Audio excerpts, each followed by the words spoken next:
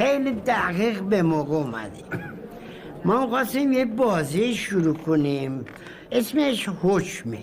این بازی 4 درس مهم زندگی رو میده.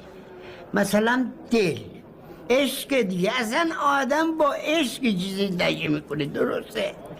بعد از عشق خاط یا همون گشنیز.